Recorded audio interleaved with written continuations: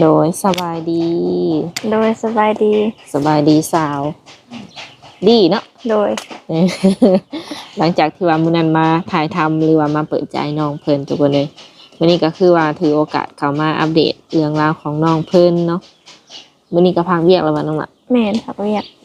มเป็นแนวใดหลังจากเปิดใจเห็นเจ้าของอยู่บนในคลิป เห็น เออเข้าไปเบิ่งเข้าไปอ่านคอมเมนต์บ่อ่านโดยอ่านทุกคอมเมนต์เลยป้าโธ่แสดงว่าเวลา FC คอมเมนต์นี่ก็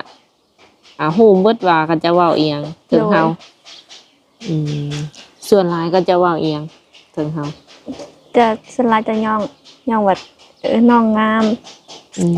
น้องน่าฮักน้องมีความคิดเป็นผู้ใหญ่อยู่เนี่ยแสดงว่าได้อ่านอีหลีเนาะโดย โดย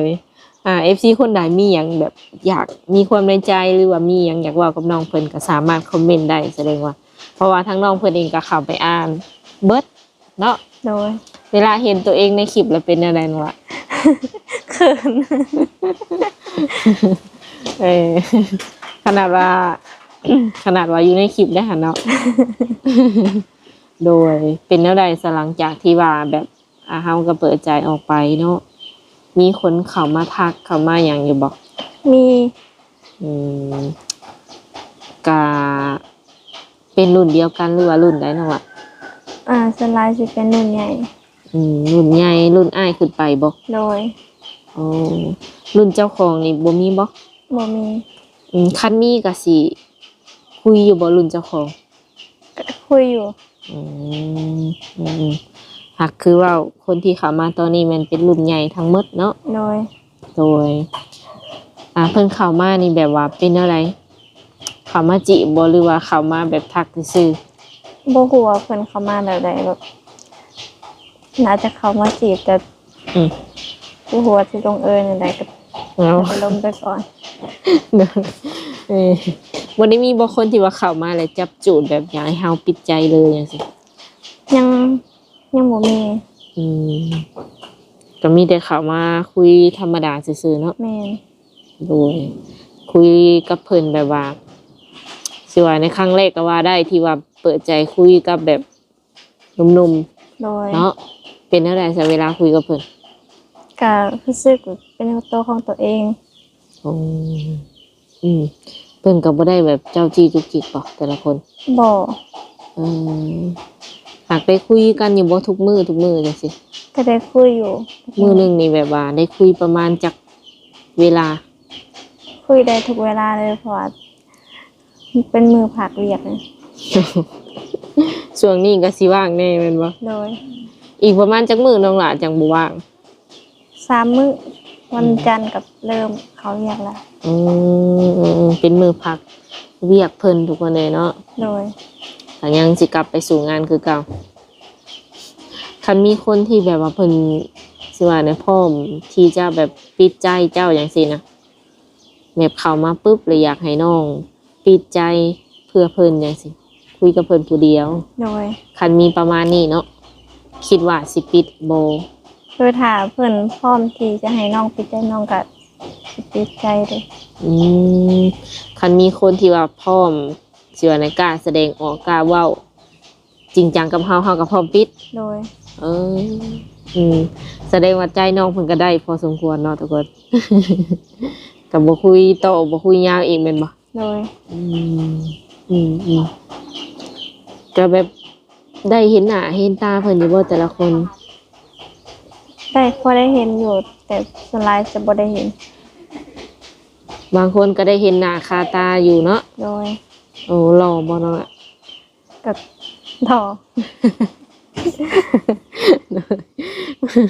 บ่ยองน้องเพิ่นเนาะทุกคนเอ้ยเราบ่ลองก็อยู่2คนนั่นแหละเนาะเห็นแต่2คนแม่นบ่หรือว่าเพิ่นโทรมาก็แบบเพิ่นก็คุยทางแม่ทางพ่อเฮานำบ่แม่เจ้าก็ให้เพิ่นคุยบ่น้องอ่ะโดยให้คุยแสดงว่าเติมนึงแน่เนาะเขาทางพ่อแม่นำเขาทางผู้สาวนำสิบ่โดยแบบว่าคนที่เข้ามาก็นิสัยแบบตรงกับที่เฮาอยากได้หรือว่าเฮาอยากคุยอยู่บ่ มีมีอยู่แต่บ่ฮู้ว่าสิตอบนะอันนี้นิสัยหามีแบบสะดุดอยู่เนาะ โดย อ๋อแต่ว่าแบบใดยังบ่ทันเลือก แม่น อืมขออยากถามเลยแบบ เป็นหยังคือยังบ่ทันแบบว่าอยากเลือกเลยประมาณนี้ย่านบ่หรือว่าย่านเข้าตัวบ่หรือว่าแบบใดบ่มั่นใจในตัวเองบ่หรือว่าแบบใด ยังบ่มั่นใจในตัวเอง อืม ยังบ่อยากเลือก อืมก็ต้องเบิ่งกันไปก่อนเนาะ โดย ถึกแล้วสิว่าในหาแฟนเหรอวะหรือว่าหาครูน้องวะ หาแฟนเลย อืมยังบ่ถึงขั้นว่าสิเอาเป็นครูชีวิตบ่ ถ้าถ้าพร้อมก็พร้อมมื้อนั้นเลย โดย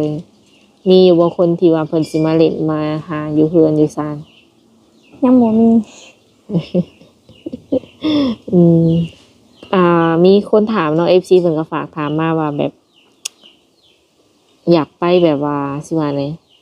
คือมื้อนั้นเพิ่นอาจจะยังบ่ทันได้ฟังละเอียดเนาะ โดย ก็สิถามคืนให้เรื่องเวียกเรื่องงาน แบบไปบ่ได้แท้ๆบ่ไปแบบไกลอย่างซี่นะ ไปได้ อืมไปเฮ็ดเวียกอยู่ไกลจากพ่อแม่ก็ได้อยู่บ่ โดย อ๋ออืมอย่างเช่นฝั่งไทยนี่ไปได้ โดยไปได้ อืมหากตอนนี้ที่ว่ายังบ่ไปนี่เป็นเพราะว่า ยังเป็นห่วงแม่อยู่ อืม แม่เพิ่นอยู่คนเดียว โดย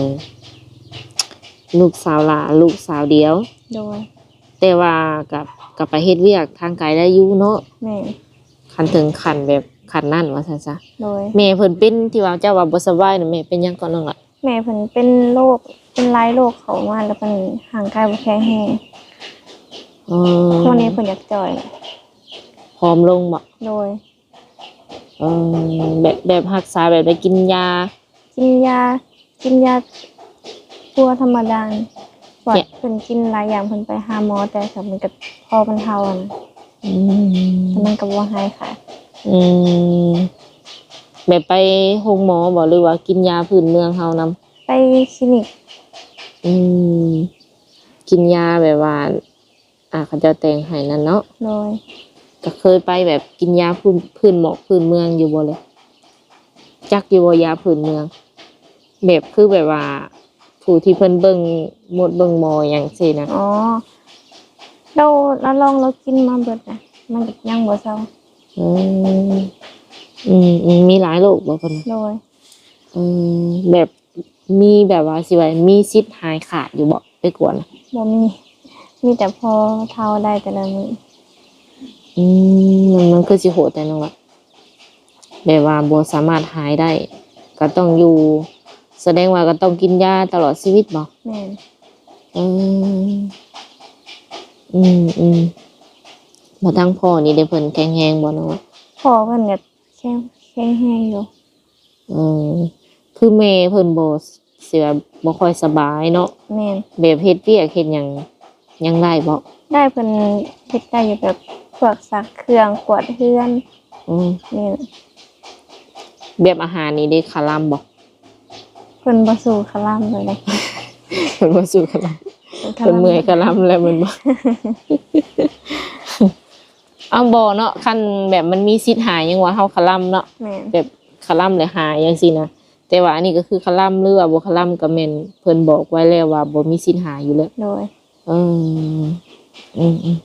ส่วนมากเฮ็ดหยังสู้กันกินแต่ละมื้อแต่ละวันน้องล่ะ เฮ็ดอาหารทั่วไป อืมแบบว่าอาหารบ้านเฮานี่ โดย แกงหน่อหมกหน่อไม้สินบอก แม่น มักกินแบบว่าจืดๆบ่รู้ว่าจะจัด ได้เบิด อืมแบบว่าสิว่านั่นเลย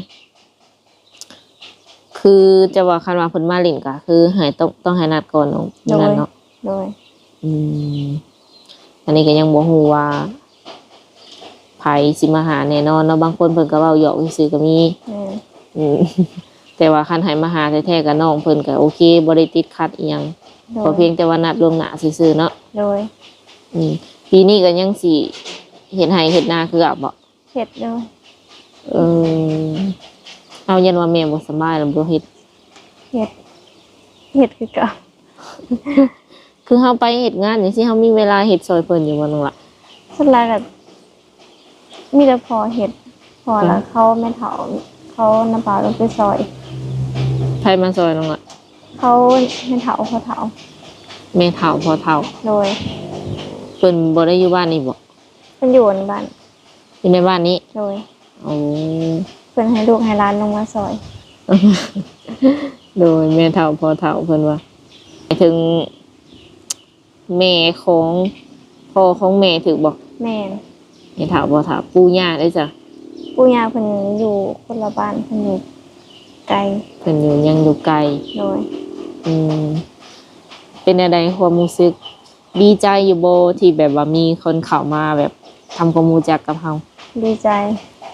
โดยตอนเปิดครั้งแรกก็คิดอยู่บ่แบบสิมีคนคุยอยู่บ่หรือว่าอะไร ย่านบ่มีคนเขามาลงนะ เออก็คิดอยู่แม่นบ่ โดย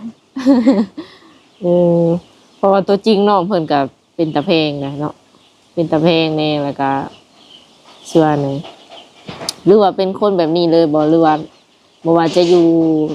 หน้ากล้องหรือว่าหลังกล้องก็เป็นแบบนี้บ่หรือว่าแบบใด เป็นแบบนี้เลย ก็เว้าแบบนี้นิสัยใจคอแบบนี้บ่ โดย ขอถามในอยแบบจะเป็นคนใจร้อนหรือใจเย็น ส่วนหลายสิเป็นคนใจร้อน อันเบิ่งเจ้านี่ได้ โดย เออเบิ่งคนทรงสิแบบว่าบ่นั่นค่ะใจร้อนอยู่เนาะ โดย เออก็ห้ายเคยห้ายหมู่ห้ายหยังอยู่ห้ายเป็นอยู่บ่ เคย เขาว่าเจ้าบ่ทรงสิห้ายเป็น ว่ะทรงสิใจดีเขาว่าเบิ่งจากการเว้าการจาอะไรแบบอยู่นำเลยทรงสิสบายใจ คันแบบมีแฟนนี่แบบว่าคันห้ายนี่คือเว้าออกไปเลยบ่หรือว่าแบบใด อืม สมมุติจะมีแฟนแบบผิดเถียงกันนี่มักเว้าออกไปเหรอหรือว่าเงียบ ส่วนหลายสิเป็นเงียบหลายกว่า เนี่ยว่าเฮาใจร้อนแล้วแบบเพ้อไปเลยบ่แม่น แต่ว่าต้องเก็บไว้คนเดียวนะเพราะว่าใจร้อนหลายก็บ่ได้ เนี่ยว่าเพ้อไปเลยหายไปเลย บ่ถึงขนาดนั้นบ่ โดย เห็นแนวใดบัดนี้เขาแบบสมมุติเขาอย่างง้ออย่างหยังเห็นอะไรเฮาจังสิสวงสิเศร้าแบบหายงอนจังซี่น่ะ อันนี้ก็บอกว่าถือคือกัน สมมุติว่าแบบเฮาอยากหายเลยเขาโทรมาง้อโทรมาหยังจังซี่มักอยู่บ่หรือว่า โทรมาง้อ สมมุติว่ามีแฟนแล้วหายกันเนาะอยู่ไกลอ่ะ โดย อยู่ไกลเด้ โดย หายกันบัดนี้เนาะเจ้าละงอนเพิ่นโทรมาง้อก็สิแบบสิคืนดีอยู่บ่หรือว่าแบบใดหรือว่าต้องมีของมาง้อบ่หรือว่าต้องมาง้อโดยตนเองจังสิคืนดี คิดว่า บอกว่าถือคือกัน เพราะว่าได้เบิด เอ ถ้าอยากง้อแท้ๆก็แบบว่าสิง้อด้วยวิธีใดก็เศร้านะ อืมเขาเพียงแต่เพิ่นง้อ โดย โอ้โดยถ้าเพิ่นบ่ง้อไอ้แท้ซะ เศร้าเองเศร้าเองบ่รู้ว่าอะไร คือสิบ่เศร้าเลย โอ้ย่านว่าแม่เพิ่นก็ถามบ่น้องหล่ะแบบเพิ่นก็ถามอยู่บ่ถามถ่ายอยู่บ่เกี่ยวกับเรื่องเปิดใจเฮา เขาถามว่ามีคนมาลมอยู่บ่เขาก็บอกว่ามี มีอยู่ เพิ่นก็ใส่ใจอยู่ซะเนาะ โดย เวลาไปหลินหันหลินนี่นี่ต้องแบบข้อเพิ่นข้างแน่บ่ แม่น คือเฮาเป็นวัยรุ่นเนาะซ้ำวัยรุ่นนะตอนนี้อายุ19เนาะ โดย ไปหลินนี่ก็มีกำหนดบ่ อ่า สมมุติมื้อใดเฮาสิไปหลินนี่ต้องแม่เพิ่นต้องกำหนดให้บ่ว่าต้องกลับจากนัดจากโมงจากหยังจังซี่นะ ส่วนหลายเพิ่นก็สิบ่ได้สนใจปานนั้นเพราะว่าเพิ่นว่าแล้วแต่ลูกหั้นน่ะ อืม ก็สิกลับจากโมงส่วนหลายก็สิกลับไว เพราะว่าเบิ่งก็คือแบบว่าส่งเสียเอาตัวรอดได้แล้วประมาณนี้เพิ่นก็เลยบ่ค่อยสิว่าเนี่ยวุ่นวายหรือว่าหายปานใดเนาะ โดย อืมเขาดาวก็ผ่านไปแล้วแม่นบ่ โดย ไปเขาดาวอยู่ไส อยู่เพื่อน โอ้ บ่ได้ไปสวดมนต์ข้ามปีบ่ บ่ พากันเฮ็ดหยังกินปีใหม่ เฮ็ดปิ้งเป็ด อืมเมื่อคืนเลยบ่ บ่นอนก่อน อันได้ทานนับแบบนับถอยหลังถอยหยังของเขาบ่ นอนก่อน โดยทุกๆปีเนาะของมือเขาดาวนี่เคยแบบเขาดาวเป็นครูอยู่บ่ บ่เคย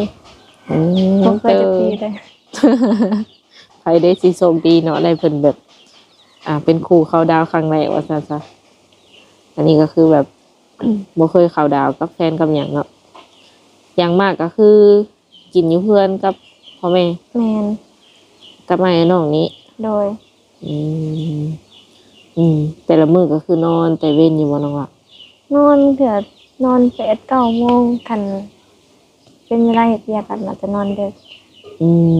มแล้วตอนนี้นี่เป็นอะไรแบบว่าคันคนที่เพิ่นเข้ามาน้ำหลังเลยจ้ะเพิ่นเห็นคลิปน้ำหลัง ยังมีสิทธิ์บ่หรือว่า พอแล้วตอนนี้ ยังมีสิทธิ์อยู่เนาะ อืมก็คือสามารถเข้ามาศึกษาดูใจกันได้เนาะ โดย เข้ามาคุยเข้ามาโอมาลมกันก่อน โดย คันว่ามื้อใดเนาะสิว่าในปิดใจก็อย่าลืมแบบแจ้ง FC นำเนาะ โดย เพราะว่าเพิ่นก็อยากรู้ว่าคนผู้เจ้าผู้งามเนาะสิเลือกแฟนแบบใด แฟนทางใด โดยอะไรก็เรื่องแบบอายุหลายนี่คือรับได้แท้ๆบ่ โดย อืมอายุหลายก็คือยังได้อยู่ โดย โดยโอเคสำหรับคลิปนี้ก็บ่มีหยังหลายเนาะก็มาเยี่ยมมายามเพิ่นแล้วก็สุดท้ายนี้ก็มีแต่ว่าทางสาวบุญเปียงก็สิได้มอบเงินไว้เพิ่นเติมบัตรคือเก่าเนาะทุกคน คือเก่าคือเดิมเป็นเงินผู้ใหญ่ที่ว่าสนับสนุนช่อง YouTube เนาะอ้ายเพิ่นเองก็อยู่ทางไกลอเมริกา ที่ว่าเพิ่นก็ซัพพอร์ตทางช่องเอิ้นมาตลอดเนาะ โดย ฝากให้สาวๆทุกคนไว้เติมบัตร โดย 100,000 กีบ ขอบใจ โดย โอเคสำหรับคลิปนี้ก็สิได้ขอตัวเจอไว้ก่อนมื้อหน้าร่วมกันใหม่เนาะน้องละ โดย โดยสบายดี สบายดี